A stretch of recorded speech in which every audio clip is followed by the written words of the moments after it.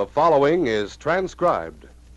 Now, as gunshots echo across the wind-swept, snow-covered reaches of the wild Northwest, Quaker puffed wheat and Quaker puffed rice, the breakfast cereals shot from guns, present the challenge of the Yukon. It's Yukon King, swiftest and strongest lead dog of the Northwest, blazing the trail for Sergeant Preston of the Northwest Mounted Police in his relentless pursuit of lawbreakers. On King!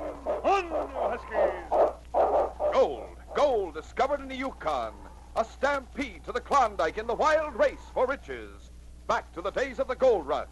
With Quaker puffed wheat and Quaker puffed rice, bringing you the adventures of Sergeant Preston and his wonder dog, Yukon King, as they meet the challenge of the Yukon.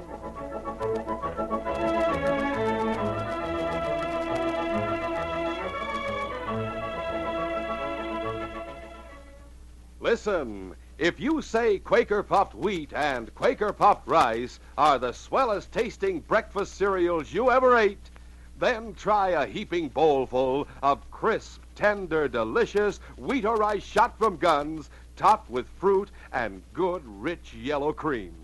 It's your deluxe breakfast, a taste treat that can't be beat. Fruit and smooth, rich cream on Quaker puffed rice or Quaker puffed wheat. Enjoy it tomorrow morning.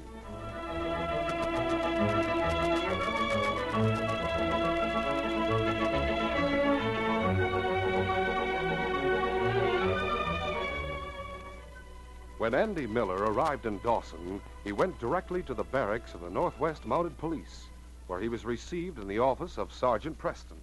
Sergeant, my name's Miller. Andy Miller. Glad to know you, Andy. What can I do for you? I was told to report here when I arrived in Dawson.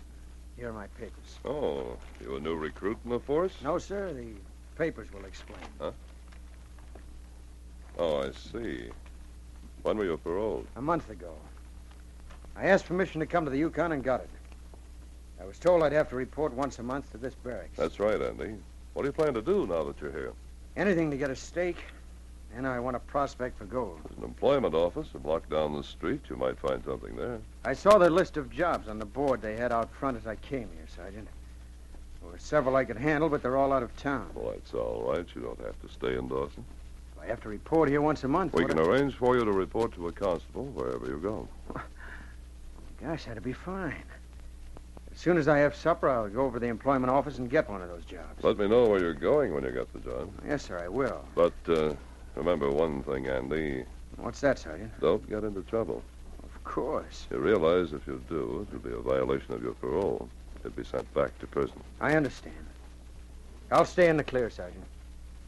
Andy Miller entered the Borealis Cafe and took a seat at one of the corner tables where he could watch the crowd of gold seekers and adventurers who jammed and milled along the long bar and tables. He was so absorbed in the carefree excitement of the cafe that he didn't notice one of the waitresses standing beside his chair, studying his face. He wheeled in surprise when she said, Hello, Andy. Lila, I can't believe it's you. I was just as surprised to see you. Oh, sit down. I've got to talk to you. Sorry, Andy, but it's against the rules. The boss won't stand for waitresses fraternizing with the customers. Oh, you can explain. I'm an old friend. No, Andy. It's against the rules while I'm on duty. But my day's up in 10 minutes. I'll change clothes and come back then. Good. Send another waitress to take my order. All right, but I'll clear the table first. I'll be back in 10 minutes, Andy. I guess we both have questions we'd like answered. Yes, I guess we have, Lila. As Lila cleared the dishes from the table, Andy Miller saw the ring on her finger. He thought that she had intended him to see it before she came back to talk to him. He was eating his supper when she finally returned and sat down across from him. After a few questions about his arrival in Dawson, she asked, Why did you disappear, Andy? We quarreled, didn't we? Oh, yeah, but it wasn't that serious. You must have had some other reason. Was it another girl? No. And you can believe me. I do. But where did you go? I tried to find you for more than a year. I'm glad you didn't. Why do you say that? Oh, nothing. When were you married, Lila? 6 months ago, just before we came up here. Are you happy? Of course. Why shouldn't I be? I'm glad you are. I could never have made you happy. Who is he? His name's Nick Hall. Prospector? No, he's a gambler. Oh, here he comes now. He must have been waiting at the door for me. He does every night. Hello, Nick. I'm sorry I'm late, but I just met an old friend, Mr. Yeah, so one of the boys told me. I thought I'd better come and see for myself. Now, Nick, don't get sore. He's an old friend. Shut up. and She's not lying to you. We've known each other since we were kids. I just hit town and came in here to eat. I recognize I warned you, Lila, that if I ever caught you making a play for somebody else, Why, you dirty rat. keep out of this. I'll settle with you later. I'll settle now. That'll hold you. Andy, why did you do it, Andy? So that's your husband, huh? I don't think much of him. I'll get you for that. Hey, cut out the roughhouse, both of you. It's the boss. You better get out, Lila. It'll mean trouble for you. You better means trouble for her, mister. She's fired. Now, let me explain. She's not to blame. I saw all I want. Now, Nick, I'll take your wife and get out of here. As for you, mister, Hey, take your hands off me. somebody call the police. I saw this Chichaco hit Nick Hall. Oh, don't call the police. He had reasons to hit Nick. Oh, so you had reasons. Cut it. Call the police. I'll have the two of them locked up. Hold! Hold! A new strike's been made! Run, Andy, run! Goodbye, Lila. I'll see you again. Hey, come back here. Grab him. Grab him. As the cry of gold rang through the Borealis Cafe, the crowd forgot the fight between the gambler and the tenderfoot and turned to gather around the man who had brought the exciting news. In that instant, Andy remembered Sergeant Preston's last words, "Don't get into trouble." But he had gotten into trouble, and he knew what it would mean. He had no desire or intention of going back to prison. He fled with the crowd as it jostled and jammed its way to the street. Where's the strike? Up in the Rainbow Hills, the creeks are full of gold. Hold! A new strike's been made!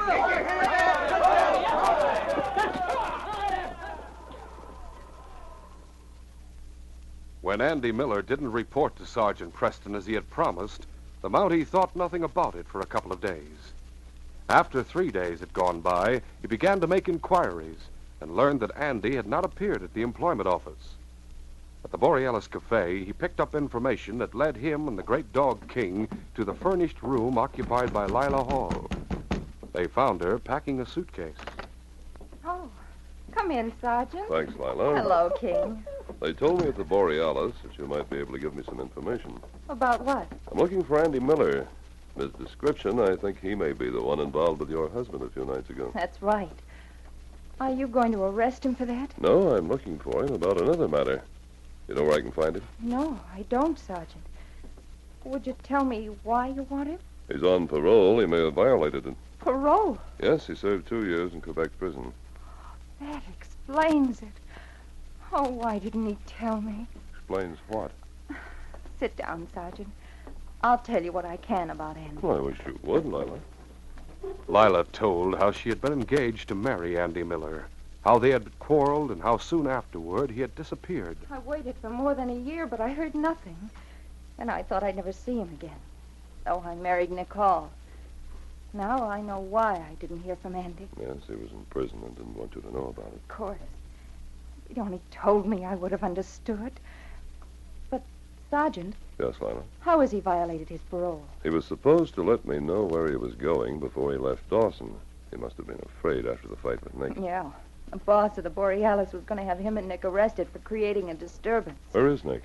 Oh, when the crowd in the cafe stampeded for the new strike in the Rainbow Hills, he joined him. I see you're packing. Where are you going? I got a letter from Nick this morning. He begged forgiveness and asked me to send him some money. Since I have no job now, I'm going to join him. Well, I won't detain you. I'll be making a patrol up that way soon. I may see you then. No, I hope so. But, What is it? what are you going to do about Andy? Nothing at the moment.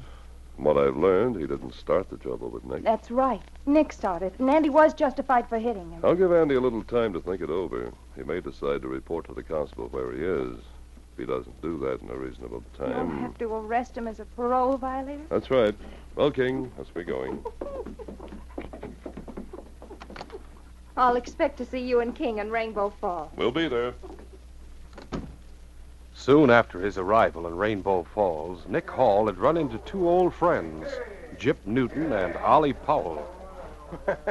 What are you two guys doing up here in the Yukon? Things got too hot for us where we were. Me and Ollie decided we need a colder climate. But don't get any ideas about tipping off the Mounties, Nick. We know plenty about you. Don't worry, boys. I never squealed on anyone. Now that's agreed on. How are things with you? Oh, not so good. I had to clear out of Dawson, and I landed up here broke. I've been trying to get a stake to start a game of my own. Maybe we could work out a deal with you, Nick. Yeah? Well, me and Ollie are sort of keeping out of sight. We have a cabin on the edge of town, and we have a little cash that's not working. If we staked you, how about cutting the profits 3 ways? That's a deal. How about staking the tin horn, Ollie? Suits me, Chip. You'll trust him. I guess I can, too. Good. But remember, Nick, don't try any double-cross. It's going to be a 3-way split, win, lose, or draw. I'll play it square with you, boys. You don't have to worry about me. We'll keep an eye on you all the same. When do I get the money? Here and now. Shell out your share, Ollie. Mm-hmm. Here's mine, $2,000. And I'm matching it. There you are, Nick. $4,000. Well, that ought to set me up in business. Yeah, but don't forget, we know how you deal the cards. We don't expect any losses. There won't be any losses, Jip. You can depend on me. We'll continue our adventure in just a moment.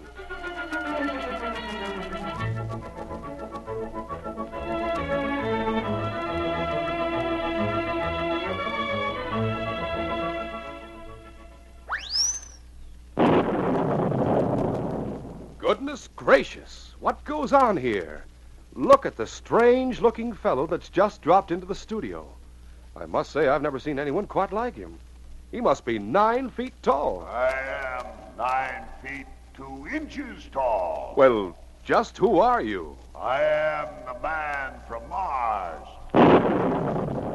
Goodness, just what are you doing here? Oh, just thought I'd look around.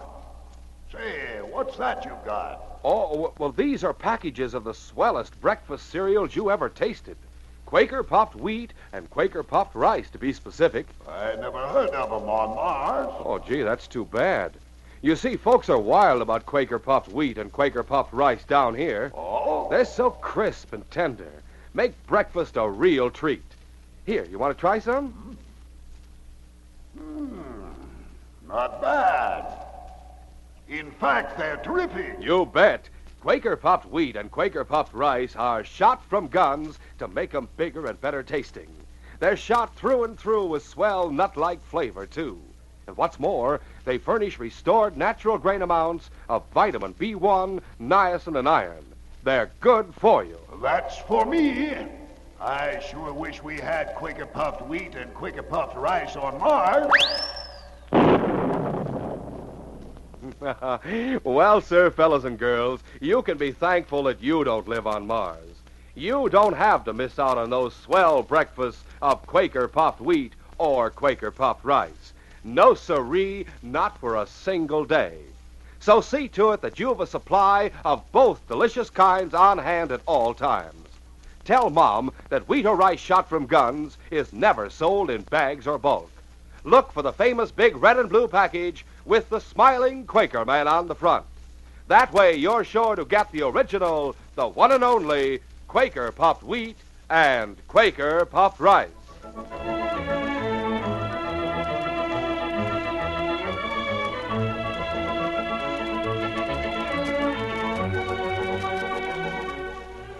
Now to continue. A few days after Lila Hall joined her husband in Rainbow Falls, she met Andy Miller for the second time. She found him in a cafe and immediately confronted him with what she had learned. Why didn't you tell me, Andy? You know I would have understood. I was afraid you wouldn't, Lila. I thought you'd never have anything to do with me once you found out I'd been sent to prison. It would have made no difference, even if you'd been guilty. What makes you think I wasn't guilty? I don't believe it. I know you too well, Andy. You're the only one in the world who doesn't think I'm guilty. It's too late to do anything about it now. You mean... You're married, Lila. You've got to forget me and how things used to be with us. That's all over. Yeah, I know it is. But I never want anything to happen to you. I don't want you to go back to prison. What makes you think I might? Well, you violated your parole. Sergeant Preston told me so. He knows where I am. I wrote him a letter when I got here explaining everything. Oh, I'm glad you did. I was afraid you'd try to hide because of the trouble you had with Nick and Dawson. No, I had a letter from the sergeant yesterday. He accepted my explanation as the truth, thanks to you. I told him how it happened. He told me so. He's coming up here in a couple of days. I'll report to him then. Andy, Despite the way things have turned out, we'll always be friends, won't we? You bet we will, Lila. The best of friends. Having no job to take up her time, Lila Hall occupied herself tidying the 2 rooms she and Nick called home. She was thus engaged when her husband came in unexpectedly. Oh, hello, Nick. What are you doing, Lila? Oh, I thought I'd straighten things up to make this place look more homelike. Doesn't need it. Get your coat and hat and go somewhere. Oh, Nick, what's the matter? I had a hard night last night. I gotta get some sleep. I don't want anybody puttering around. All right. I haven't seen much of the camp since I got here. I'll put on my hat and coat and take a look around. And don't come back for a couple of hours at least. I won't. Take a good rest. You need it. She had gone but a short distance when she saw Sergeant Preston and King approaching. Sergeant Preston and King. Hello, Lila. Glad to see you. I was just taking a walk. I still haven't seen all of the camp. Looks like a real boom town. Oh, more and more people are coming in every day. Yes. King and I may have trouble getting quarters. You know of any place we could stay? You might try the 3rd house across the street. There was a boarding sign in the window early this morning. We'll do that, Lila. Oh, by the way, have you seen Andy Miller? Yes, I have. He told me he wrote to you. That's right. I have some important news for him. As soon as I get quarters, I want to see him. Would it be asking too much for you to go tell him I'm in town? Oh, I'd be delighted to do it, except... Yes? Well, I've never been in the section of camp where he lives. Would you let King go with me? I'd feel safer. Why, of course. How about it, King? Want to go with Lila? Does that mean yes or no? That means yes. Sometimes I think King likes the ladies. He's always willing to go with them. Well, then come on with me, King. We've got to find a friend. When I find Andy, I'll bring him to the cafe down the street. We'll be waiting for you there, Sergeant. Fine, Lila. I'll be seeing you. Come on, King. Meanwhile, Ollie Powell entered the cabin he shared with Gyp Newton at the edge of town. Gyp was playing solitaire, but looked up when his companion entered. Hello, Ollie. I'm glad you're here, Gyp. I was afraid you might be out. What's the matter? I was just uptown, and I heard something mighty interesting. About what? Nick Hall. Last night, that tin-horn gambler cleaned up a pile. Yeah? How much? I don't know exactly, but from what I heard, it was plenty. Maybe 50,000 or more. Wow. Didn't you ask him how much it was? No, he wasn't in the gambling place. Somebody told me he'd cleared out and gone home to take a nap. But I have my suspicions. Yeah, so have I. He's supposed to be on duty now. I don't trust him, Gyp. He should have come here and told us about making a cleanup. He agreed he would. I'm for going over to his rooming place and demanding our cut of the winnings right now. Yeah, so am I. I get out my park and we'll make a call on Nick Hall. He might get some idea about taking to the tall timber. I've been suspicious of him ever since his wife got here. I understand they're not on the best of terms. Yeah, he might take a notion to ditch her and us at the same time. Come on, let's go. Meanwhile, Nick Hall, instead of getting into bed to catch up on his sleep as he had told his wife, hurriedly packed a few belongings in a blanket roll and strapped on a heavy money belt containing his fabulous winnings of the previous night. Then, leaving by the back stairs, he made his way unseen to the alley and turned into the street. He had gone but a short distance when Gyp Newton and Ollie Powell closed in on each side of him. Hello, gambler. Huh? Oh, it's you, Gyp. Ollie. Where do you think you're going, Nick? Me? Oh, nowhere. That is, Hey, what's the idea? Don't let out a sound, double-crosser. This gun in my pocket's pointed at you. But what's the idea? Shut up and keep walking and keep a big smile on your face like you're having a good time. Where are we taking Gyp? To our cabin. Trying to do a sneak out on us, huh, Tin Horn? Come on, get going. When Lila Hall went to the district where Andy Miller lived, she learned that he had left his rooming house a short time before. Leaving word for him to see Sergeant Preston at once, she and King returned to the center of town and were about to enter the cafe to wait for the Mountie when... Lila! Lila! Oh, Andy. Easy, King. He's a friend fellow. Whose dog is that? Sergeant Preston's. We've been looking for you. I thought I'd seen that dog before. He must remember you, too. Oh, Andy, Sergeant Preston wants to see you. He has some important news, he said. Huh? Where is he? He's to meet us here at the cafe shortly. He went to find quarters. I'm glad he's not here now. I want to ask you something, Lila. What is it, Andy? Did you and Nick have a bust-up? No. We had no quarrel. Why? Did you know he cleaned up a small fortune last night? No. He didn't tell me anything about it. I was afraid he hadn't. He came home about 30 minutes ago and went to bed to get some sleep. I left so he wouldn't be disturbed. Then I ran into Sergeant Preston and... Lila, Nick didn't take a nap. He got you out of the place so he could get his things together and run out on you. I don't believe that, Andy. And why was he sneaking out the back door and down the alley with a heavy blanket roll on his Now, back? Andy, please. I don't care if he wants to leave you. That's his business. But he's not going to leave you destitute in a boomtown. I'm going to make him give you some money. Oh, please, Andy, you'll get into trouble. He'll get into trouble, and he knows it.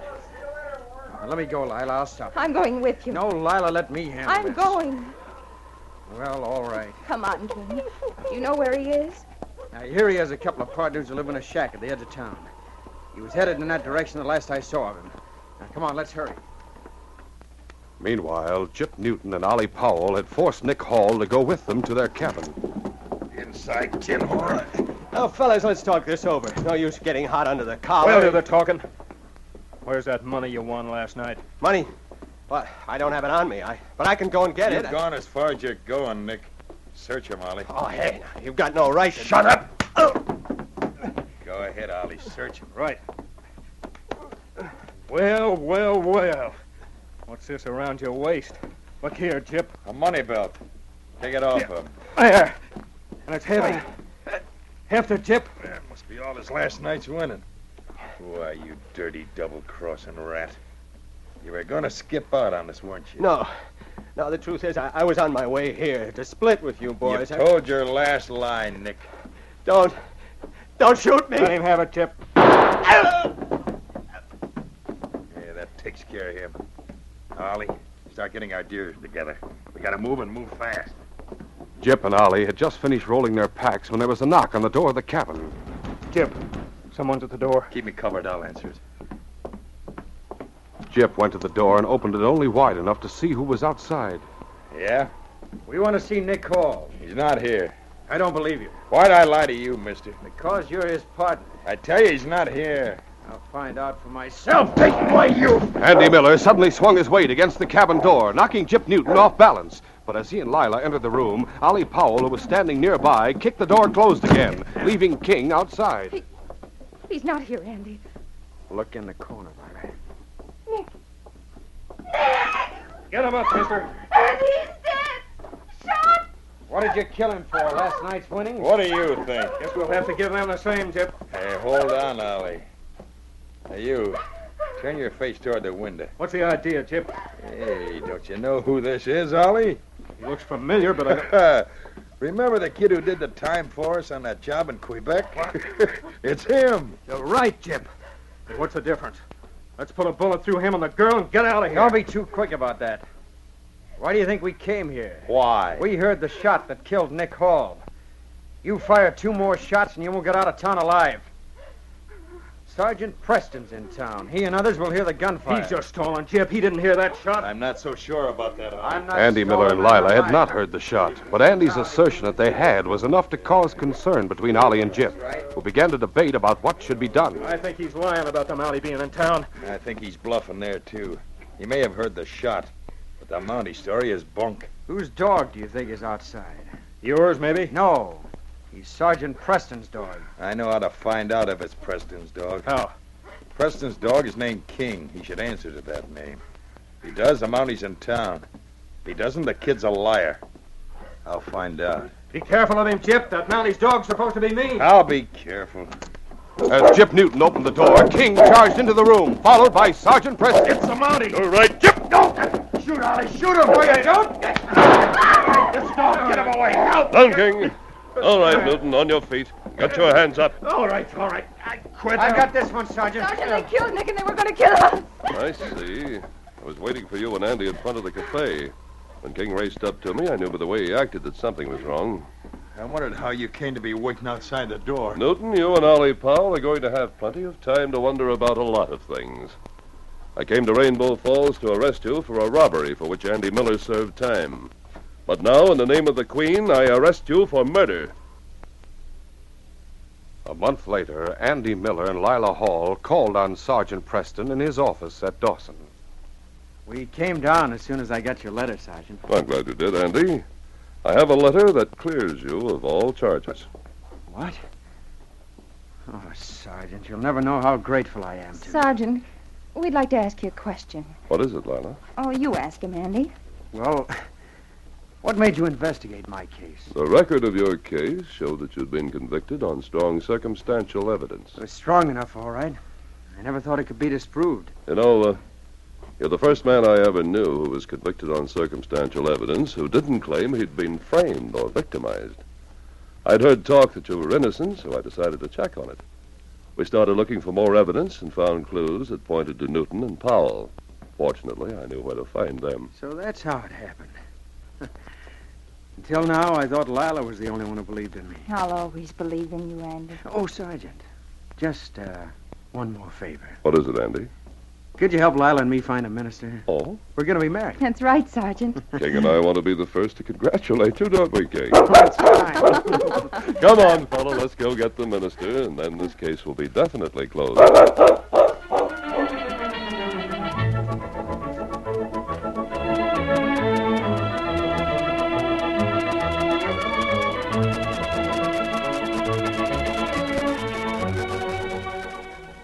In just a moment, Sergeant Preston will give you a preview of Wednesday's adventure.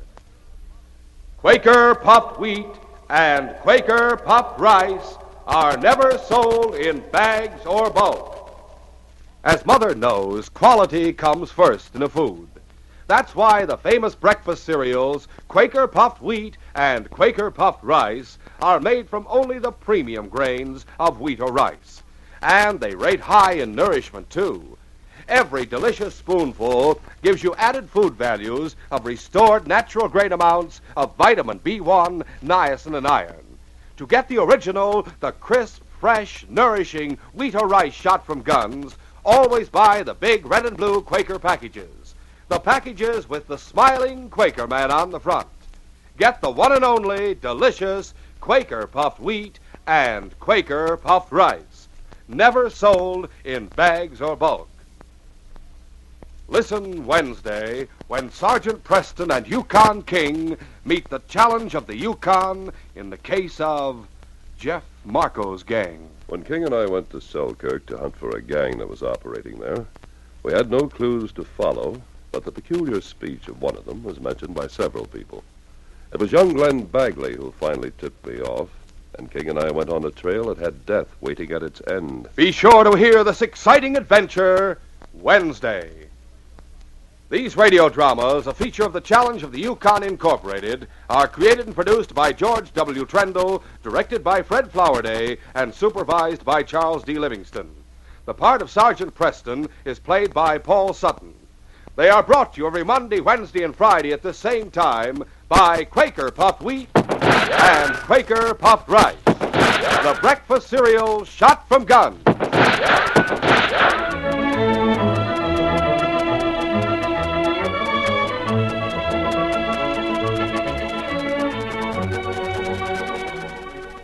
Your best bet for hot breakfast is Quaker Oats.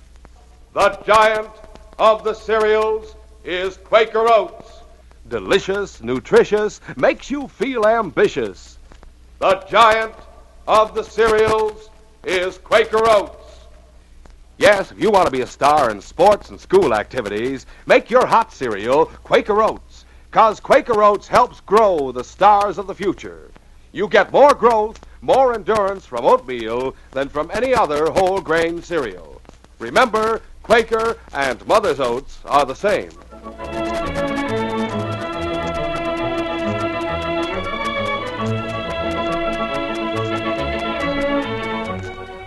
This is J. Michael wishing you goodbye, good luck, and good health from Quaker puffed wheat and Quaker puffed rice. So long. This program was transcribed. This is ABC, the American Broadcasting Company.